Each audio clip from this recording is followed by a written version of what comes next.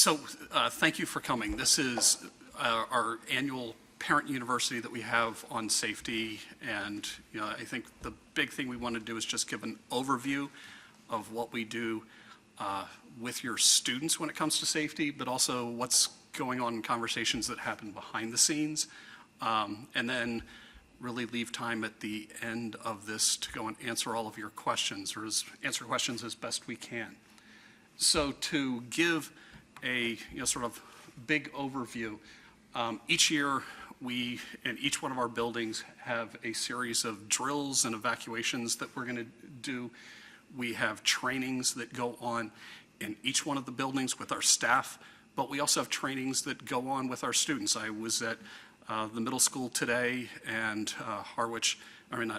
Chatham Fire and Chatham Police were meeting with each group of middle school students and talking about what those drills are like and why we have them. And then we, as a group, a number of staff members and administrators in the district, along with a number of people from public safety, police, and fire in both Harwich and Chatham, are part of a crisis team that meet regularly through the school year to talk about how we could go and do things better and how we could improve. So, and a number of those individuals are here tonight. But our top priority is really keeping everybody safe, our students safe and our staff safe. So in terms of our safety preparations, we do have a crisis team that is thinking about worst case scenarios and coming up with plans on how do we go and get students safely out of buildings, how do we get students to rally together at rally points, and then how do we go and get everybody accounted for and back safely to you as parents. So that's all pieces of the safety plan that's going on behind the team. The administrators each year go through a process of walking their staff through and reminding their staff what those plans are like. They practice them with their faculties, and then each year in the first week of school, we start with our first drills, and then as we get into the end of September, beginning of October, we start to have what we call run, hide, fight drills, and I'll come back to those a little bit later. We have a district emergency operations plan, and then the last thing that I'll bring up is we have something that's called a Crisis Go app. So all of our staff members have this app on their cell phones, and all of our staff members are able to go and use that app to go and initiate a crisis. If there's something that comes up in a building, they can initiate it, but they can also use that app to go and communicate during a crisis and also let us know who's accounted for, who needs help, who's unaccounted for. In terms of each one of the buildings, the logistics, we have, students are coming in at the beginning of the school day, and after the beginning of the school day, we have the buildings are closed and locked, and we keep all of the doors locked until dismissal. We have cameras in each one of our buildings, and the cameras are on camera systems, so there's recordings of what is going on. Visitors in each one of our buildings have to be buzzed in, so you can't just walk in from the sidewalk into the building. You have to get buzzed in to come into the buildings. And we are really lucky in this district. We have school resource officers both in Chatham and in Harwich. We have Sergeant Massey in Chatham, and Bill Massey is most mornings.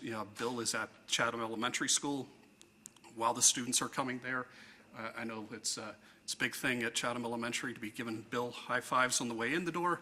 And as soon as the building is secured at Chatham, Bill's over at the middle school greeting the kids as they're coming in the building at the middle school. Same thing's happening over in Harwich.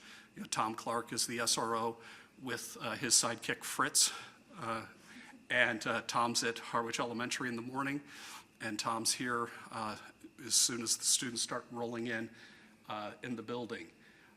We also have our fire departments are going through and making sure that our buildings are safe and and that we're ready that way. And we have regular drills that happen throughout the year when it comes to both fire and then worst case scenario events that would be, sort of the more violent scenarios.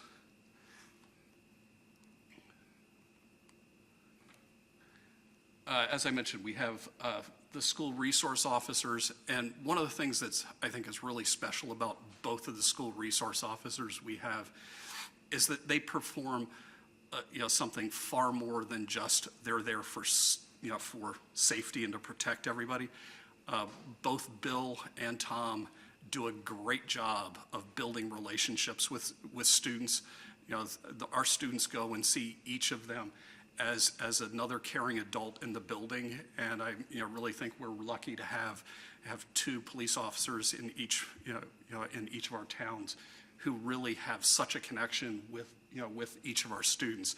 And you'll see, there's certain kids that I think gravitate towards Bill as their person that they like to really go to and reach out to at the middle school and Chatham Elementary, and the same thing you'll see with Tommy. He has his own fan club, and Fritz has his own fan club too. In terms of evacuation and reunification, we have sort of three components to this. We have, how do you go evacuate during a fire drill? So an alarm goes off, and when a fire alarm goes off, we want to see students get out as quickly from the building as possible and get to our reunification sites. Every time we do a fire drill, we will have a staff member uses that Crisis Go app to go initiate a response. When that app goes off, every cell phone in the building, the superintendent's cell phone and central office cell phones go off, and public safety cell phones go off, just saying, okay, there's an event, and so everybody then heads out of the building, and we actually practice. As the year goes on, we'll have we'll have scenarios like, there might be somebody holding a sign saying, this hallway's blocked, and again, trying to teach our staff and trying to teach our students to be flexible in your thinking during an emergency. So we'll come up with little scenarios to go and at least teach that sort of flexibility. So we'll get them out of the building. The next thing that they'll get in that Crisis Go app is they'll get a little text, to check in. Are you okay? And each one of the teachers will be responding. Are they okay?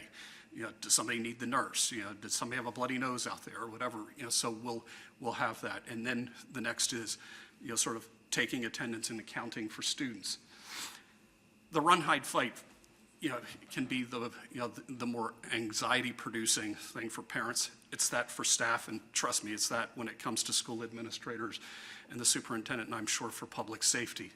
It's like the worst case scenario. And what run, hide, fight is, it's sort of a nationally recognized sort of approach to dealing with terrible crises when you need to make sure that people are thinking with flexibility. So when I first started as an administrator, people would talk about lockdowns, and we would just teach our staff, whatever happens, just go in the go into your room, lock the door. But that might not be the safest thing.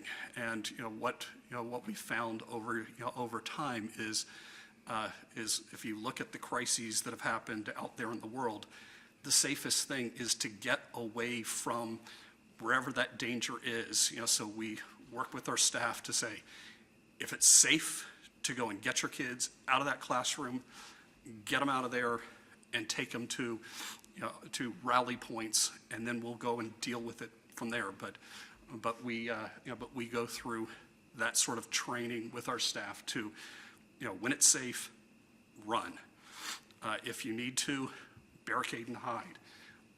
And then, again, age depending, but if it's necessary to go and protect yourself, that's what the fight is. And the last piece, and this is a huge part of our planning, is you can imagine if you have dumped everybody out. How do you get them back in together? So it's easy when it comes to fire drills. The announcement goes off. It's like, okay, drill's over, everybody head back to the classrooms. But we also have to think about, what if we have to say, there's smoke in a building and we're not going to be able to go back? Then what do we do? So we've been working through a whole series of plans on how do we get students back to parents. An example of this would have been several years ago, there was a bomb threat, and we decided the best thing and the safest thing would be to send the kids home. So it was reaching out through our communication and just letting parents know, we're going to be having you come pick up your student. This is where you're going to pick them up. This is how it's going to go. But that sort of planning is something that we keep working on. And every time we have something like that, it's like, okay, after that event, we come back to the crisis team. What went well? What could we do better? And we had, even just earlier this evening, had a crisis team meeting where we're still talking about, what might be a better way to go and get that reunification happening smoother, because some of the challenges are traffic. When you have all parents sort of converging in one location, how do we go manage that and make the reunification happen as smoothly as possible? So as I mentioned, building evacuation, it may seem really straightforward, but this is New England.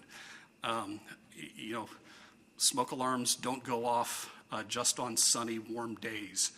So again, our crisis planning has to go and make sure that we have provisions for, if we have to go and empty a building, how do we make sure that we can quickly get people out of the elements, someplace warm, someplace dry, and someplace where we can get them safely back to their families. And again, this is, there's a lot that happens behind the scenes with us helping, train our staff on, here's what we need you to do in each of these scenarios. For run, hide, these are the drills that will be coming up in the next week. We practice these a few times during the year. We do trainings with this at each, in each one of the school buildings at very grade level, sort of appropriate ways. So, at the elementary schools, you'll have police and fire talking to groups of kids about, here's what we're going to do if we have to get out of the building, and it's not to go and scare anybody, but to go and really talk about, sort of like the steps, the process that we might have to exit quickly, but the staff have been trained behind the scenes on, okay, if this is a run, hide, fight area, where to go, how far to get, to get your students away. And as I mentioned, it's that run is what we feel is best. Run away from the danger if it's safe. But this is where we have to train the teachers to be flexible in their thinking. It's not just close a door if it's a glass door and there's somebody on the outside of that. And so barricade it if you need, and then hide in the room. Turn off the lights if that hide is that option. But again, those conversations change as the kids get a little bit older, and as they get older, the kids have more and more questions. I really appreciated when I was at the middle school this morning, and one of the things that that sadly has been added to the slide deck at the middle school is this sort of thinking is sadly what's become a life skill.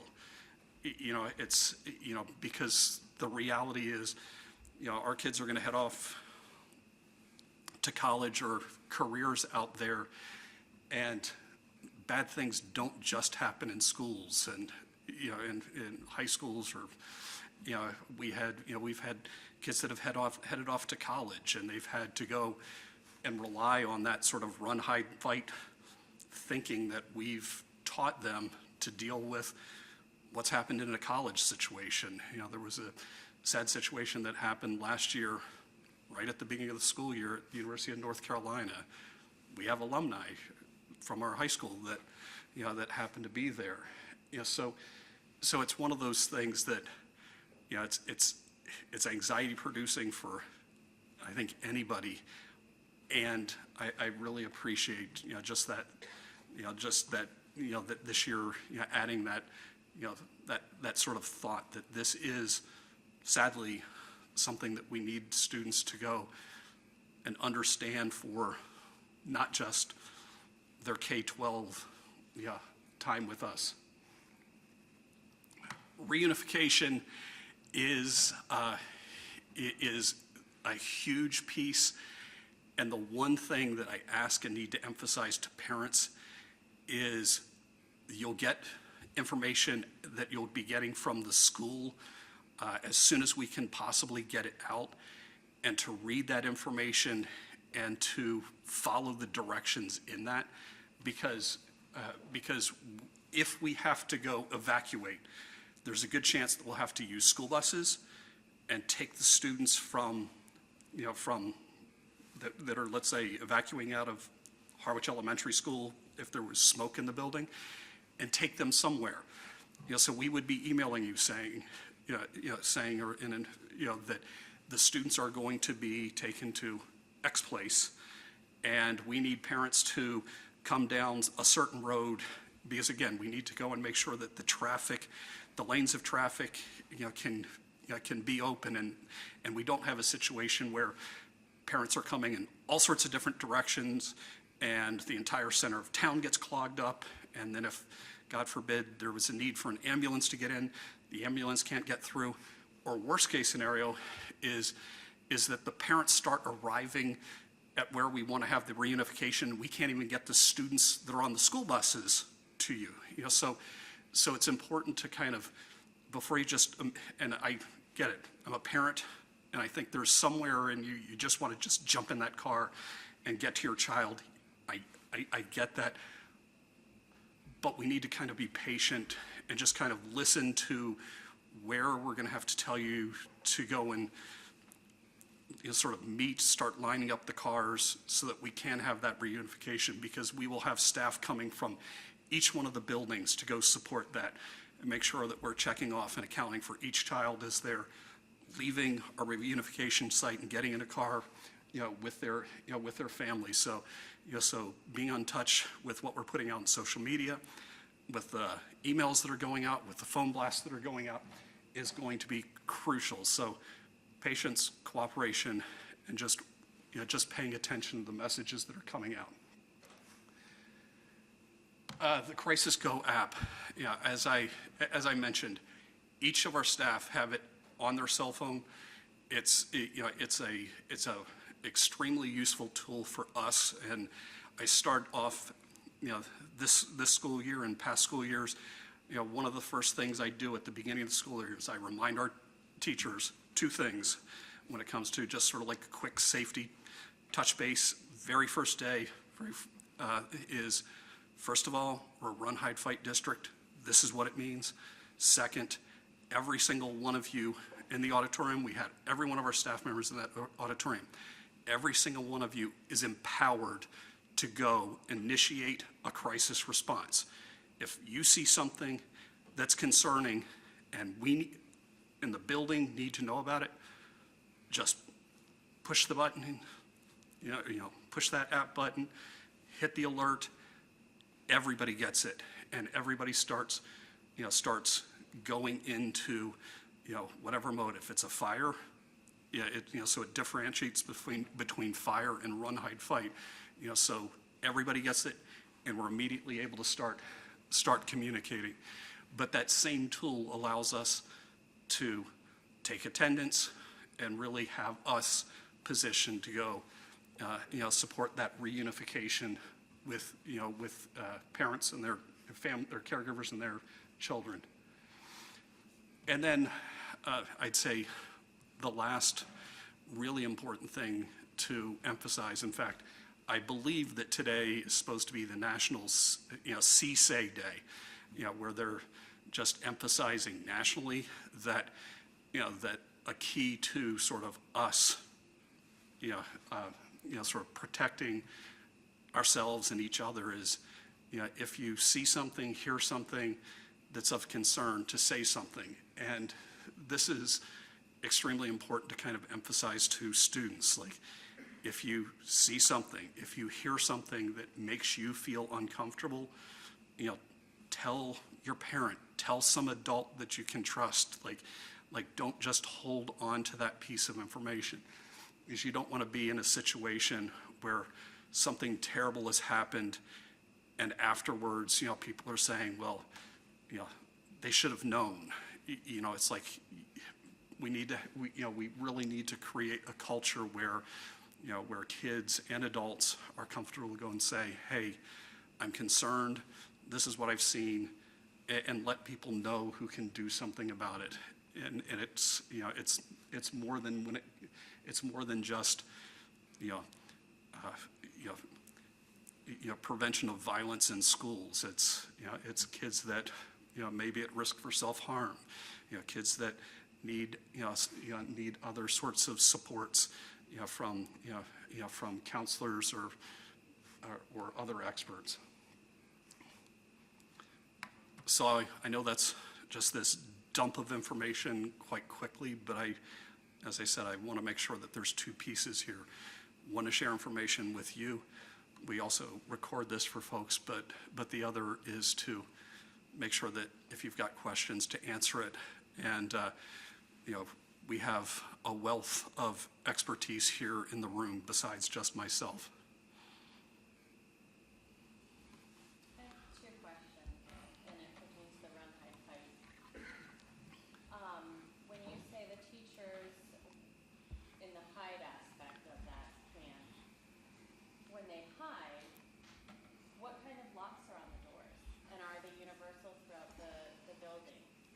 So I'll just sort of repeat the question because I don't know if it gets picked up on the mic. So the question is, if it's a hide scenario in run, hide, fight, what are the locks that we have? So every classroom space has a door that locks.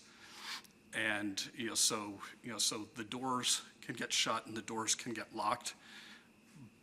But, we're here tonight at the high school library. If you lock the door, there's a lot of glass. So, so part of that hide thinking needs to be, okay, how can we not just lock the door, but shut off the lights, get everybody as far out of sight as you possibly can.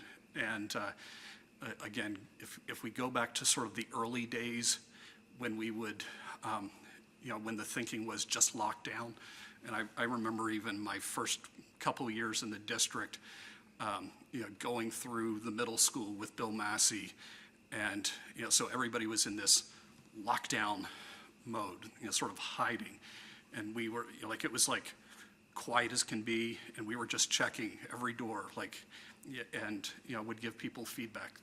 Here was a door that was left that wasn't locked, and again, but each door does lock, and most people keep their door in a locked position with a little magnetic strip that they can just pull out and have it lock.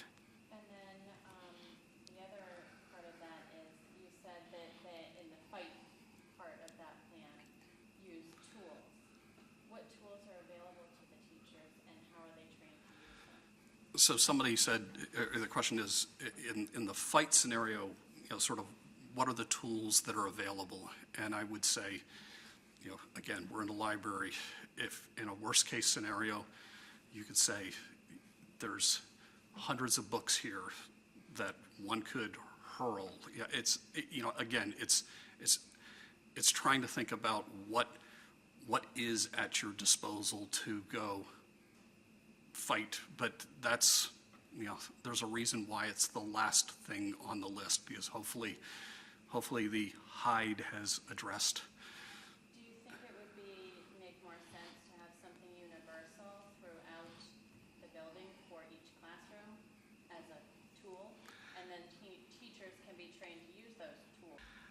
You know, the question is, you know, should there be something universal?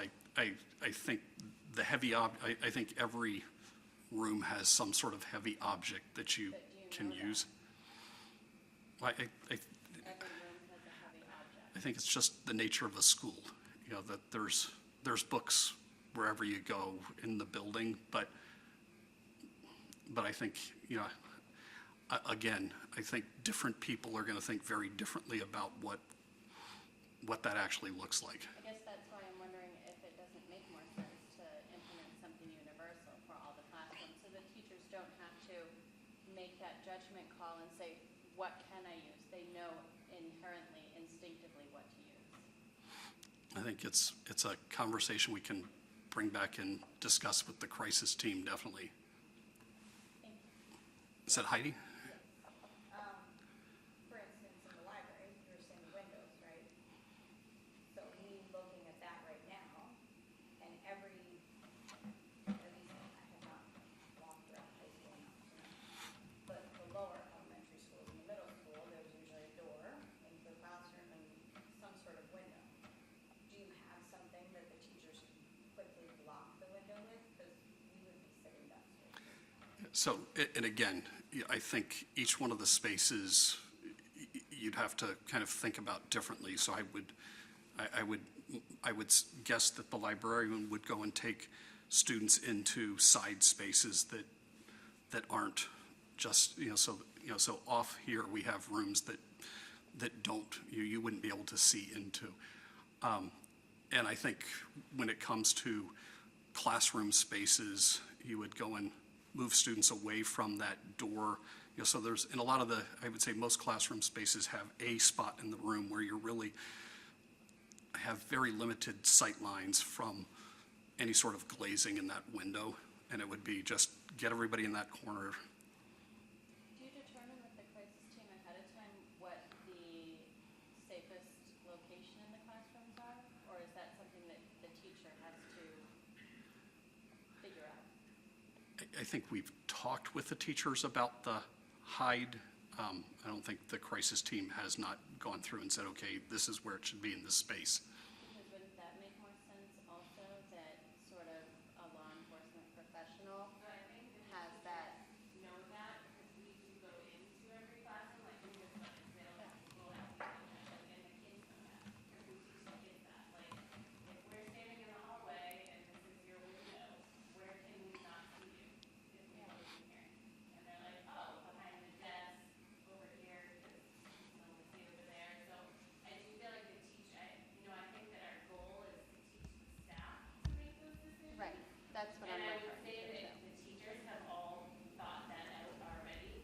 I think that the staff here has been very forward-thinking in this, and as far as like what they're going to use, I believe that they've put a lot of thought into that too. Like, what do I have in my room? Is there a fire extinguisher? What's that? I could spray somebody with it. I could hit somebody with it. I could, so I do think that the staff members have already thought these scenarios through, because we do training with them throughout the year too. So I would say that, the staff here is forward thinking. They are thinking about these things as a last resort. As far as the windows, I know a lot of the classrooms do have blinds that they can put down, or a curtain, but we don't want to block that because that's a way out. If they're a first floor classroom and there's something going on in the hallway, we teach them if they can open up the window, go ahead, go for it, get out. Like, I let didn't the think kids they out could the get window. out the windows on the first floor because they're. In the elementary school. Well, I was they saying like on the door, like for instance, don't allow somebody to see. don't allow somebody to see it. So that is absolutely something that like, Like here, they that want is the to- case, right? You're having people run from there out that door. Right. And I'm trying to think, Like, I'm trying to in think. theory, it would not be aesthetically pleasing, clearly. But you could drop something over those windows super fast, which then would allow somebody, if they had to run, they could. Just to block the sight line, that's what you're. That's it. This is really terrible to say or make it sound like, but none of these situations, and I hear what you're saying, are 100%, this is gonna work every time, we're gonna be able to provide the safest way out. So I hear what you're saying,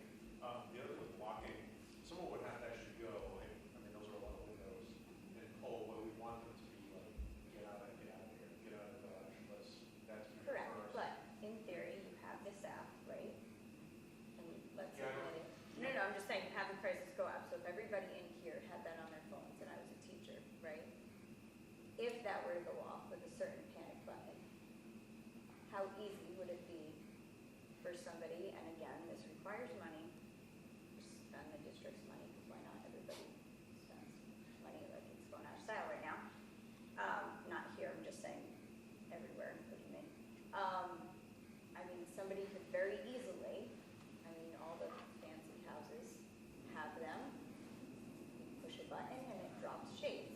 So somebody in theory, maybe not the librarian, but the secretary, could push a button and it could drop shades. If it was a certain type of crisis response. So I think what's important for, an important consideration is that the hide and the fight aspects of our program. The words run, hide, fight are tag words. They don't legitimately define what the action is. So, for example, hide, yes, it means you're buying yourself time so that you can then run. If that means we get everybody in that corner until we believe that whatever threat we perceive has existed in the school has now passed our location and we can get out, that's what we go for. If it means we temporarily block something to put us out of view from the windows, yes, we want them to do that as well, for the purpose of buying time so that they can get out. I was saying, like, if there was a fire, obviously you wouldn't need to drop the shades. Right, and I mean, But if it was like, Yep. there's an actual threat within the school, then you drop shades. if you have the time to do that, but if you have the time to drop a shade and know exactly where they need to be dropped, and You the just person drop shades and the where person- there's giant windows. and the person that has the controls is available to still do that with everything that's going on, I don't think that that's really 100% feasible. It's a great idea. I just don't think in practice it would be something that I would be comfortable relying on. I would much rather rely on knowing that they've bought themselves 10 seconds, which in a crisis is a lot of time to get a group of people out into a safer area and away from where the threat is. Moving on to the fight aspect of it, that is actually, it becomes your human instinct, and it's fight or flight. It's when you have no other alternative. And Kim, to your point, the things in the classroom, if we then assign, okay, this is your fight object, teachers. This is what we want you to use. Well, if they don't have that available, well, where's my thing? When they're running right by a staple gun or their hot coffee that they just picked up, that could splash in somebody's face and buy them 10 or 15 seconds, probably longer, because Right. Gotcha. I've been burned before by something I wasn't expecting in my face, and it creates more time than you would think. So that's really kind of the purpose of the fight aspect of it. It doesn't necessarily mean that we're expecting, kids to, No. put up dukes against an aggressor. It means create the safest environment you can with what you have available. If that means picking up a chair or two kids picking up a filing cabinet and launching it at something or someone to buy everybody else time and themselves to get out, great. If it means picking up a chair to smash one of those windows out because the door's inaccessible, that's kind of what that means. So, and we use those words run, hide, fight to kind of make it simple so that it's easily identifiable on a PA announcement, which I think what just made a lot of sense to me in what you said was, to buy time, and I think the ultimate goal is to get out, not to necessarily Correct. stay and fight, right? Yes. So We- fighting means to get distance so that you can. Yes, because unfortunately, there's data, hard, solid data that suggests evacuating is the best option.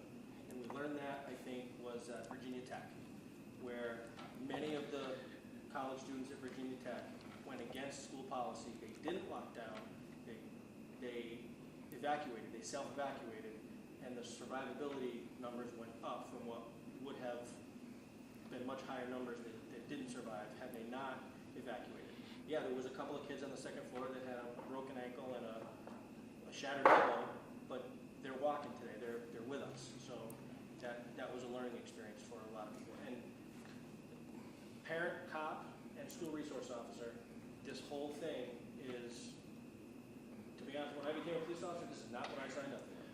But it is what we are now faced with, and no one single plan is going to address everything. But as a parent and an SRO in this district, I feel very confident and strong that we are doing the best by our kids to do the things that we're doing. And, you know, one thing to also keep in mind is that crisis go app, the teachers don't have just the ability to initiate an alarm. If it's in the cafeteria, you know, the threats in the cafeteria, they can go and push out, you know, the threats in the cafeteria, which lets the people in the library know there's the door, we're going out. And that's, you know, so it's a tool to go and also let us know in the building where the threat is and where people might be safe to go. But at the same time, that same message is getting pushed to public safety that the threats in the cafeteria or the threats, you know, at this spot in the building. I know back there was a question. It was extremely difficult for me to ask this question, but at my kindergarten orientation teacher, when it was one-on-one, I asked her this. I asked her what her plan was if there was a shooter in the building, because that's ultimately my concern. I know there can be other threats, but that's the one that's the most. And she told me exactly what it was. And the first thing is to run, and they would run to the police department, which is just down the way. So that's where they would go. So I know this, I know that's what her plan is. And I will ask every single teacher that my child has, so that I'm informed to know what their plan is. Because I think that's the best way to get the information and the answers, is to ask that teacher. And then the lockdown, they have a bathroom in their kindergarten room, which is really great, because obviously there's no windows in the bathroom. So that means if they had to hide, that's where they could go. I do have two questions. You said the door is locked. Is this like a deadbolt, or is this like what type of lock are we talking about? It's a key lock. Okay. So it's not a, It's like a house lock. yeah. Right, okay. And then my other question, I would say perhaps the only difference between a house lock is, I think the vast majority of our houses probably have wood jambs around their doors. These are metal jambs, so it's not one that you're just going to simply kick in. that is actually very Do helpful. they have a key to lock the door? That is, They do have keys to lock the doors, and as I said, most keep it in a locked position. So if the teacher isn't there with the key, then what? To get out? To lock the door, you have to have a key. She's There's a closed sub, behind you. but are you sure that every single door is actually locked with a magnet? Or That's could it checked. possibly be unlocked with a magnet, and Yeah. there's a sub that day, and they pull the magnet? Is it possible? Yes, but the policies generally are to keep the door in the locked position so that all you have to do is close it and it locks behind you once you remove the magnet. So you don't actually have to have a key To lock the to door? lock the No. door? Okay. Okay, all right, no, sorry. And did you have a second question? Second part of my question is, when I dropped my son off one day, I actually live right by, my parents live right by the elementary school, so I happened to park in their driveway and just sit there for a minute and I had 10 minutes before work, whatever, it doesn't matter. Anyways, as I was sitting there, I saw someone walk into the door, and just out of curiosity, I watched what they were doing. And all the doors were locked, so that was great. They came up to a door with a key tag, and they buzzed themselves in. And this is where I get uncomfortable, is that door opened like a handicap door, and then proceeded to stay open for 15 seconds between going to close again. And the first person I saw did that just walked into school, and that door was wide open unattended for that 15 seconds, which is plenty of time for someone to enter. The second person, who was a janitor, I give so much respect to, because he stood there and watched that door shut before he walked away. And that is a concern to me, the fact that door was unattended while the students were in the building and open. Even I've come out of the school, and like, it doesn't matter what door you come out, they all have the soft close, whatever. which is great for fingers. But I've even like literally stood there and gone, okay, push it shut. And it's difficult, you like actually have to push them shut, which is great for fingers, not getting caught. But very easily, if somebody's not paying attention, So I don't know if that's just something that maybe like if you're gonna enter all the schools in session, just make sure that door gets shut before you walk away. Yep, Just to good points. Make sure nobody else comes in, because I get people got to go, I respect that, but I really respect that janitor for standing there and watching that door. And you had a question? When you talk to the elementary school students about, you don't use the term run, hide, fight, how do you refer to it? We do use the term You run do? and fight. Okay, We do, okay. but we do it obviously very differently. We really Yeah. quick conversation focused on like, just like in a fire drill, you're gonna listen to their teacher's gonna, and we use examples like, what do we, like a dog they didn't know that it's at school. And dogs aren't safe, we don't go up to dogs that we don't know, so we might have to get you guys into a safe place. Like, so we use like different examples.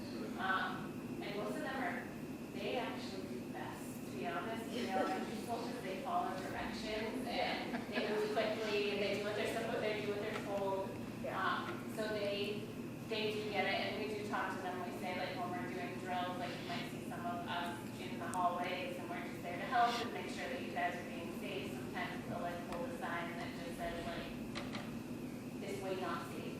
Yeah. So that they have to like think a little bit and maybe use a different door or, so we kind of, we do like a much softer version with them, but we do talk with them about doors and about kind of like stranger danger thing and like if they saw their mom at a door, they shouldn't open it for her because everyone needs to come in the front door and we need to know who's in the building. So we kind of, if it's their mom, they should tell the teacher and the teacher should tell them to go around. So and we do talk to them about like if you're the last one in from recess, make sure that door is shut, just like you lock your house at night, you want our school to be safe. So we do kind of push home all those little points, but a much different conversation than we have at high school kids. Bill, do you want to talk about how it changes, at the middle school in terms of, Yeah, so the middle school is where we see the biggest change in understanding. Even at the elementary school, I'd say that there's like fourth grade, there's a handful of kids that can tell you exactly why we're doing this. And that's unfortunate, but we want to make sure that, like they said, that it's done in an age-appropriate way. And when I go into a classroom, I always bring somebody from the fire department with me, and the classroom teacher is always there. And it's kind of like a three-way conversation, emphasizing safety in general.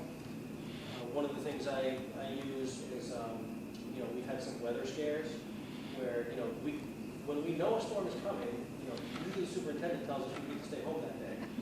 But sometimes weather is unpredictable and it can happen in the middle of the day without us really being able to prepare for it. So it's things like that that we need to prepare for, and that could be one of these situations. So the conversation is much lighter at the elementary school and at the middle school. Today I found that the 6th and 7th grade were almost at the point where they could talk about what the run high fight expectation is because they've had it at the elementary school for a number of years, and they're today they were fantastic. I did all 3 grades today. They were fantastic. They were respectful. They were attentive, but the elementary kids are the most fun to. I shouldn't say that, but yeah, they're the most fun to be around, without a doubt. But I think once they get to middle school, and many of them have by then been introduced to social media, and they have a much wider exposure than we would like them to have. But I think it's also, for that point, important for us, to partner with our fire department partners and the school to have those conversations, to tell them, the truth, but not go overboard with information about why. And the how is more important than the why. That's one of the things I emphasize. Don't worry about why we're doing it. Just make sure we do this right. I just add that as a former elementary school principal, what I always appreciated from the safety officers was they didn't start stereotyping either. They didn't say bad guys or this bad person, because we don't ever know particularly where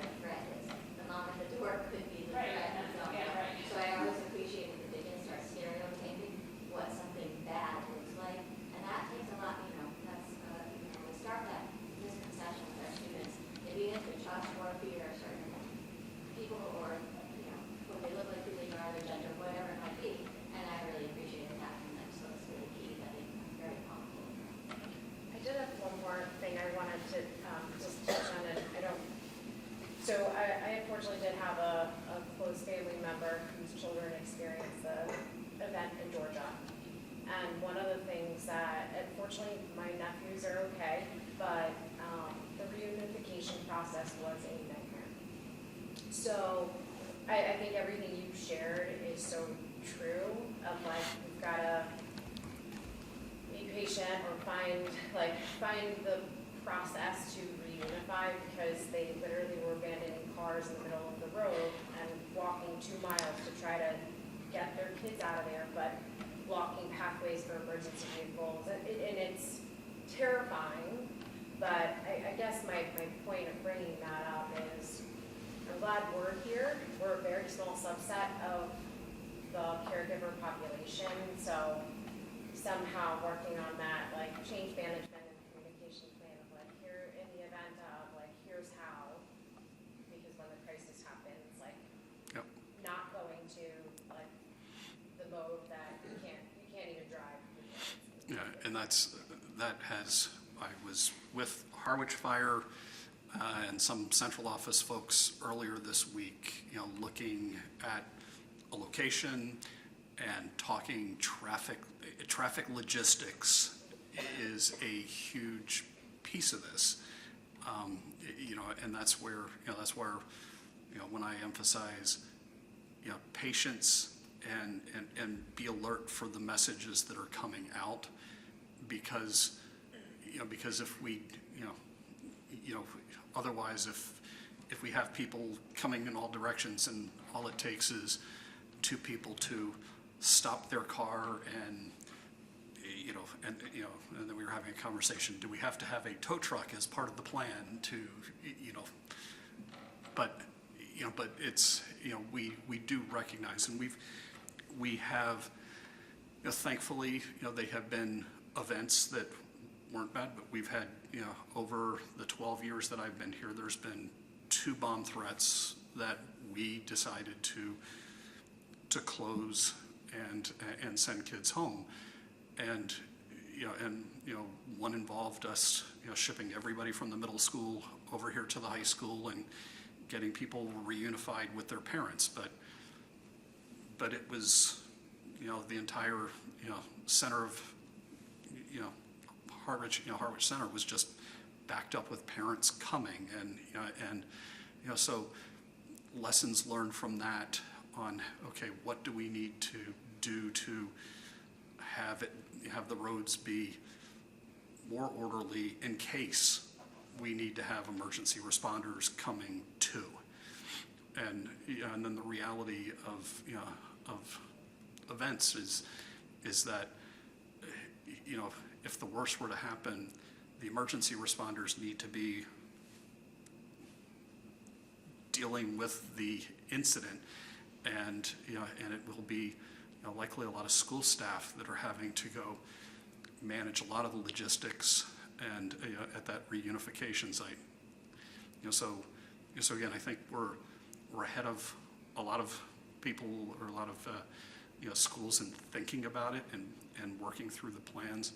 I also think where we also ahead, there was a drill that a number of our staff participated in with almost all of police and fire from both of the towns that were.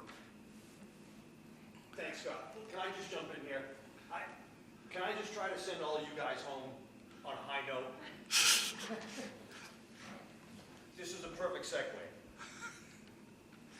We are extremely fortunate to have public safety partners, Chatham Police, Chatham Fire Department, Harwich Police, Harwich Fire Department. I've worked with the Harwich Police Chief for over 20 years. We know them, they know us.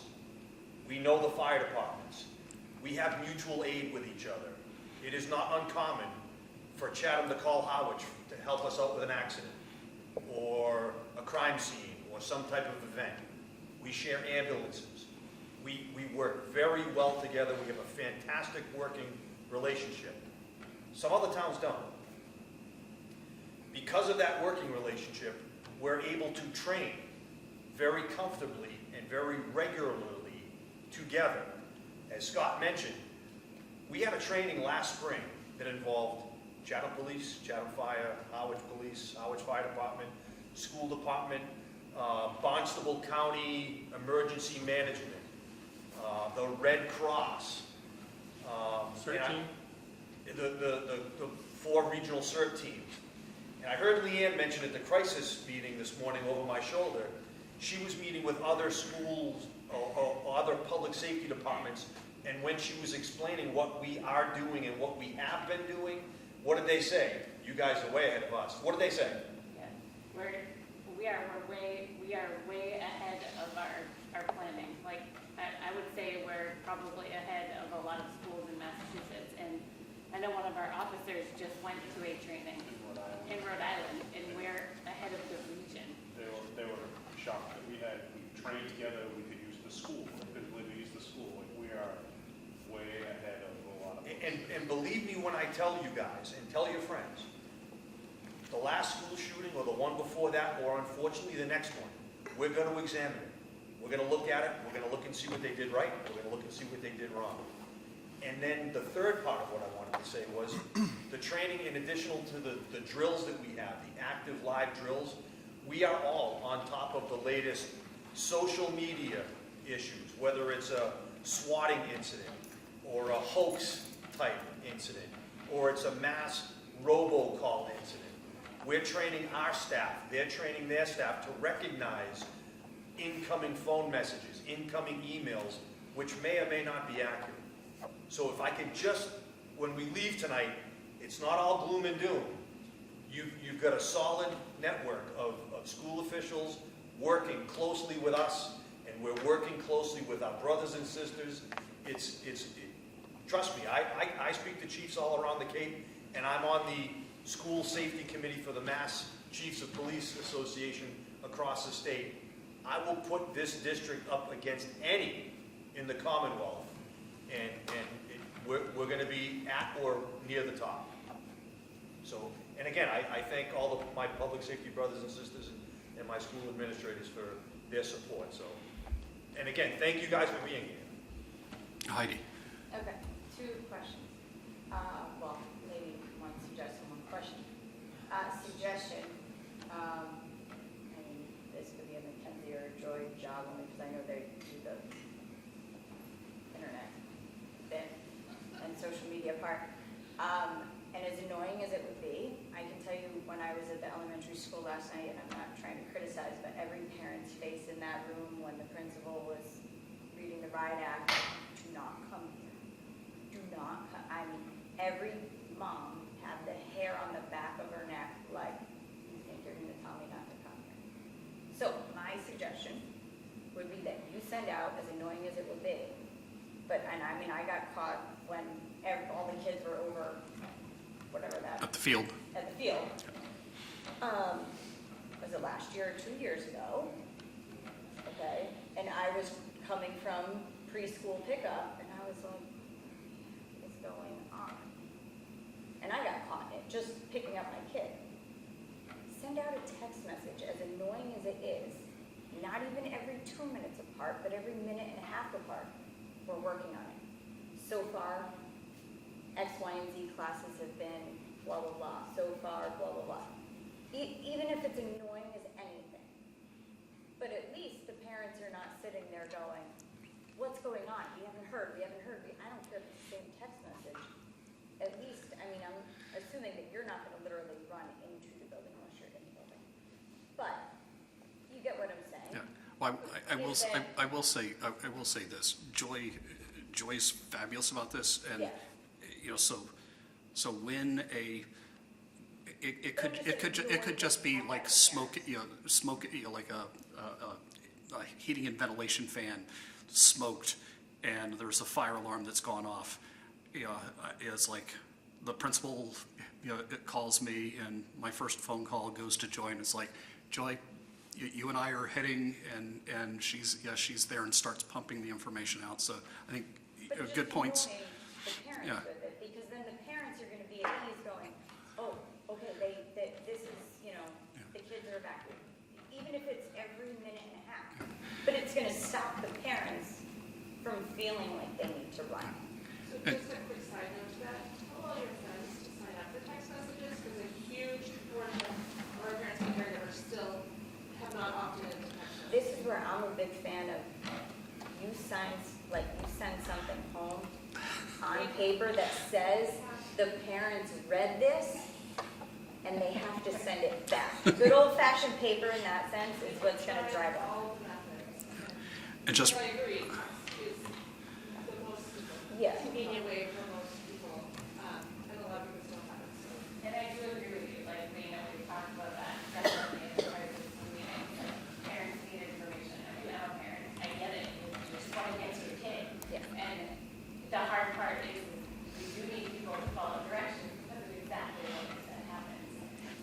If, people get out of their cars, and they leave their cars there, and There was- the buses there. On that road, I mean, I was driving by and I was like, oh my, and the cars were lined up on the side of And it. it keeps us from doing our job, like, if something terrible were to happen, Harwich Police, Chatham Fire, not to handle this alone, like, we need our mutual aid partners to be able to do, wherever we're calling them from.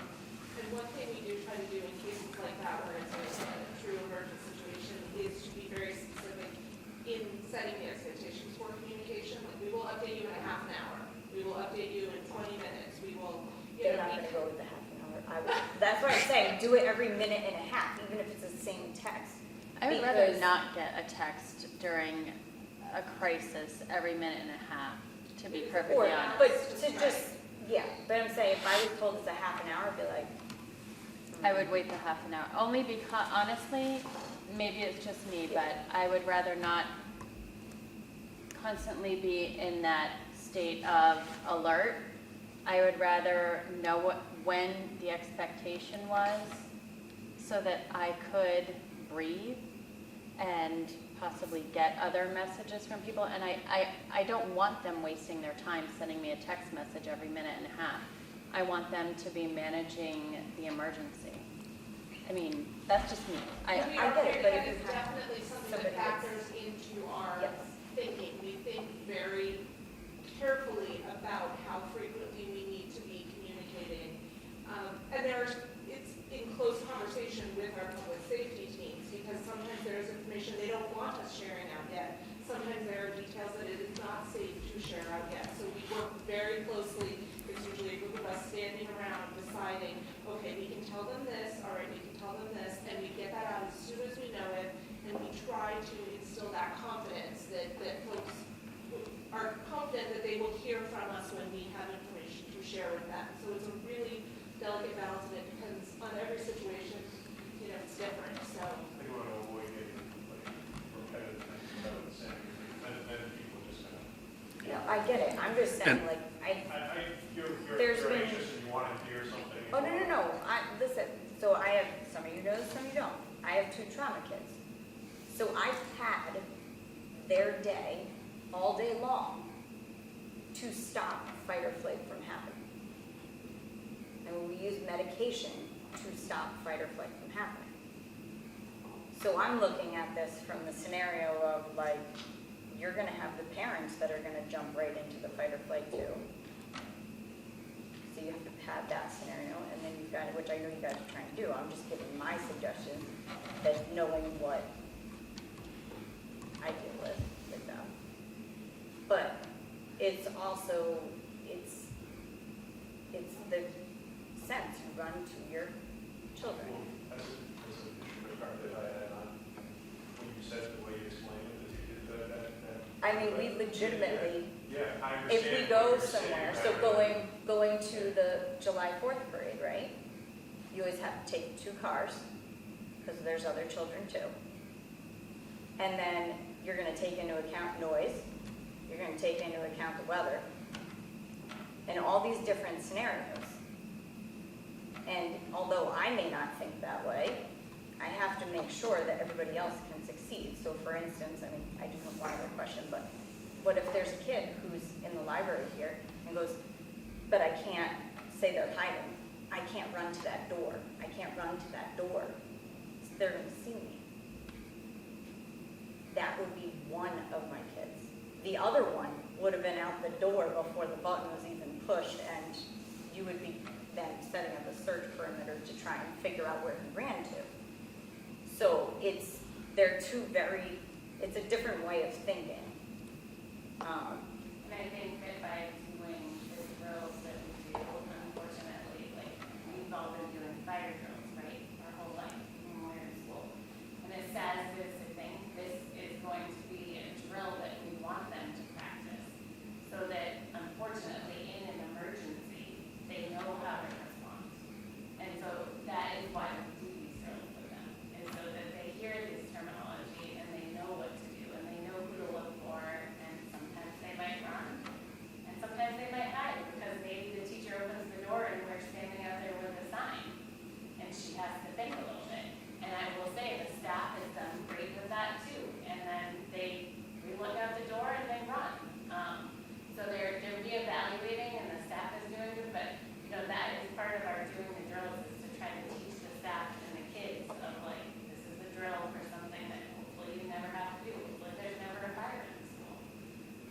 But we still practice fire drills. Well, I think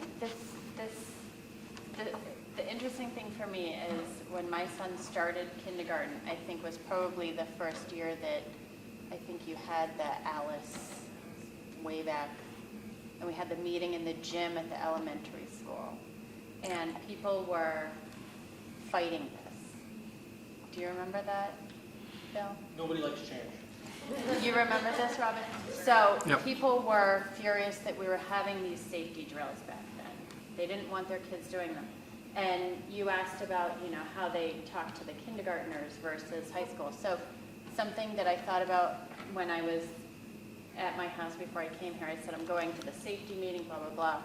My son, when he was in kindergarten and at the elementary school level, he remembers Officer Bill, not even Sergeant Bill, right? Officer Massey and firefighter Justin did this. They called them safety drills, right? So it was age appropriate for them. And he remembered safety drills. And they had something one time, and I said, oh, you know, there was something at the school, you had to stay in your classroom. And he says, yeah, I don't know if it was a safety thing or somebody threw up or there was a dog loose or this, and I knew what it was. It was something at the middle school, I think. Well, the kids just know it's a safety thing versus something to be, you know, really shooken about. And tonight when I was coming here, I said I'm going to the safety, emergency meeting. And it was the first time he said to me, oh, in case there's, you know, an active shooter situation. And it sort of like, you know, I felt the color go out of my face, but that's the first time that he's actually acknowledged that that's what these drills are for. And he's 14 now. So up until now, he hasn't actually even used that terminology. So I think that we've come a long way with what we're doing, and I think it's been age appropriate all along the way. If anyone would. I think there was a question back there. Not really a question, but kind of like I think that this is where it's our responsibility as parents. There's going to be parents that are going to rush in regardless of what they're told, regardless of what is the right thing to do, because like I think you said, there's going to be parents going to fight or flight, 100%. So I think that as a parent, it's our job to try to teach our friends that also have kids in these schools and to teach our children how to do things. My son came home after the first week of school, and I asked him, you know, a couple of questions, and one of the things was, I don't remember exactly what I said, but something along the lines of fire drill. He said that they had a safety drill. He says, we have an evacuation plan at school. Why don't we have an evacuation plan at home? And so now I've made an effort to make sure that that is something that I'm implementing at home, so that it's more of a normal, common thing. And I think that the more parents kind of get, I know we can't make anybody do anything, but the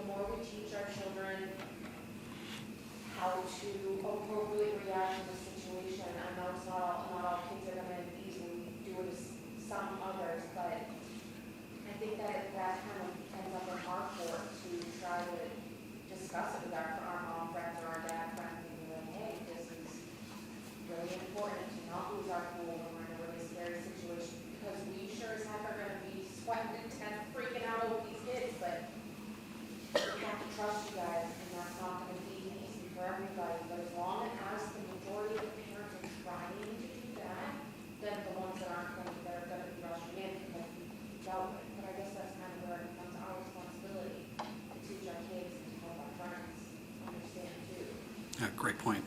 And on that note, we did record this session, so if you are talking to friends that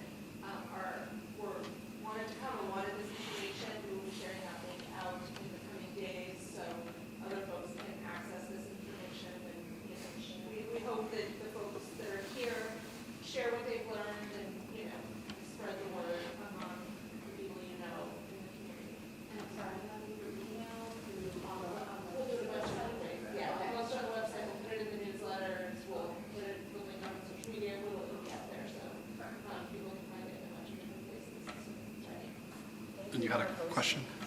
Sorry, I know it's getting late. It's okay. I worked the book fair last year at the elementary school, and I just felt like it was very easy to get in and out. Also on social media, it was anyone could sign up for it to work at it, and I thought it just caught me a little bit off guard. I just thought anyone in the community can sign up and enter the school during school hours. And I did work a couple sessions, so I felt okay about it, but I don't know if anything can be done to kind of tighten that. Just felt like parents were entering, exiting, anyone can kind of come and go. I don't know, during those book fair times, it made me a little uneasy. I'm sorry, what was the event? The book book fair fair. at the Harwich Elementary. Any volunteers are 4-H Act and their names are on. I don't think they were though, because we had some lady just go in during your kids' Oh, class. shop with them. Yes. yeah, so we had just some random people coming in, and then an older lady in the community just signed up on the Monomoy, because anyone can look at the Instagram, and it was just posted on the Instagram to sign up to work at the book fair. To volunteer. And I thought that was Yeah, weird. if you're volunteering, they are 4-H Act and their names are on I file. don't think they were, but When I did the book fairs, nobody was Cory checked. When you volunteered at the book fairs. I Or when was- you just went to shop with your students. When you volunteered at the book fair. Well, I'll double check on that because all volunteers are supposed to be 4-H Act anytime they're doing any activities. It's, maybe the policy has changed, but when I worked the book fair, no. it's a good point, because I think even Chatham Elementary, granted, the person that's coordinating it works at the school and knows the parents that are signing up. Yeah, The it PTO seemed like a very coordinates it, community though. event, but it was just open during school hours, all It is week. standard. Well, the Cory Check was 3 years too, so, it's not like everybody's going around saying, well, are you Cory Check? So we have to work 3 years, so. And I will also note, I just want to give our front office staff a lot of credit because they do an amazing job getting to know everyone. So very often, other people will see them buzz somebody in, thinking that they didn't sort of fully know who they were buzzing in. Yeah. But they are so great at knowing every face and every name, and when people buzz in and identify themselves, they're so on top of knowing who these people are and how they're connected to the school. So sometimes to observers, it seems like they're being let in sort of freely, but the folks that are buzzing them in the front office have such a good handle on who everybody is. Okay. Well, I just want to be mindful of people's time. I'll stick around and happy to answer any other questions you have, but thank you so much for coming, and we're here and available to answer questions, or you're more than welcome to call or email me anytime. So thank you.